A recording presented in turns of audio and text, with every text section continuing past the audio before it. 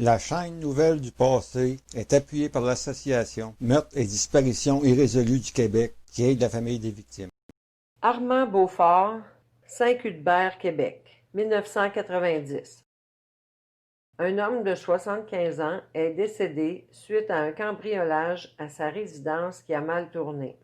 Le ou les responsables de ce décès n'ont jamais été identifiés. Le matin du 6 août 1990, le docteur Ulysse Laferrière de Berthier au Québec reçoit un message de se rendre chez un de ses patients. Il arrive au 831 rang de la rivière Chicot-Sud à Saint-Cuthbert, vers 10 heures du matin. La résidence est celle de M. Armand Beaufort, 75 ans, et sa sœur Florence, 70 ans, qui habitent ensemble depuis plusieurs années. Le docteur trouve M. Beaufort menotté et décédé dans son lit, dans un état de putréfaction avancé. Il communique immédiatement avec le service de police de la Sûreté du Québec de Berthier, qui prend en charge l'enquête. Les enquêteurs commencent par interroger Florence, qui était sur les lieux pour connaître les circonstances qui ont mené à retrouver son frère menotté et décédé dans son lit, à l'évidence depuis plusieurs jours. Florence, qui est confuse, ne peut pas expliquer ce qui s'est passé car elle ne se souvient de rien.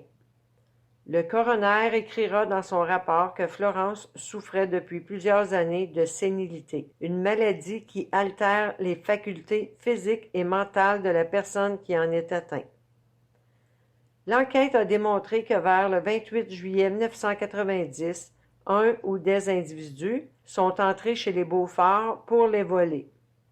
Le frère et la sœur ont été menottés dans le lit avant que le ou les voleurs fouillent toute la maison. Rien ne démontre que Armand et Florence Beaufort pourraient avoir subi des sévices physiques lors de cette invasion de domicile. Ils ont toutefois été abandonnés et encore menottés lors de la fuite du ou des auteurs de ce crime.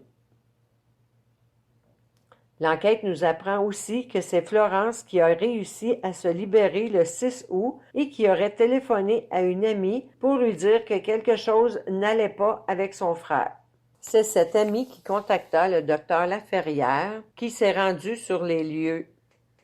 Il a été impossible de savoir si de l'argent ou d'autres biens avaient disparu. Puisque le corps d'Armand Beaufort était dans un état de putréfaction avancée, l'autopsie ne permet pas de déterminer la cause exacte du décès. Aucun traumatisme n'est révélé sur le corps et le rapport conclut que l'homme serait mort sur le coup ou dans les heures suivantes, possiblement d'un infarctus. Armand et Florence étaient des gens tranquilles qui sortaient et dépensaient peu. Ils ne possédaient pas de voiture et ne se rendaient que très rarement au village.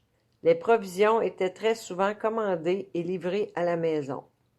Le frère et la sœur avaient très peu de visiteurs et leur réseau social était très limité. Après le décès d'Armand, Florence quitta la maison du rang de la rivière Chicot-Sud pour être hébergée dans un centre d'accueil dans le village de Saint-Cuthbert où elle est décédée le 19 janvier 1996 sans que les souvenirs du 28 juillet 1990 ne lui aient revenu. Saint-Cuthbert est un village à l'est de Joliette. En 1990, 1650 personnes y habitent. Pourtant, M. Beaufort fut les troisièmes personnes âgées en 9 mois à décéder suite à des vols à leur domicile. Le 20 novembre 1989, le couple Georges Hans et Cécile Héroux furent retrouvés dans la cuisine de leur maison décédés par arme à feu. Le couple, qui avait 88 et 77 ans, ont été dépouillés de 12 000 $. Quelques semaines plus tard, le responsable a été retrouvé et traduit en justice. 6 semaines plus tard, la veille du jour de l'an 1990, Louis Durand, 82 ans, un ermite qui vivait dans un campement dans le bois, fut tué d'une balle dans la tête et de 2 balles dans le thorax avec son propre fusil. Les voleurs sont repartis avec un butin de 300 $ plutôt que les 150 000 qu'ils pensaient trouver. Ils ont été arrêtés et eux aussi traduits en justice. 30 ans plus tard, le ou les responsables de la mort de M. Armand Beaufort n'ont pas été identifiés et personne n'a été soupçonné dans ce dossier. Un autre crime qui compte parmi les centaines de meurtres non résolus du Québec. Toute information pouvant aider à résoudre ce crime pourrait être communiquée à la Centrale de l'information criminelle de la Sûreté du Québec au 1-800-659-4264.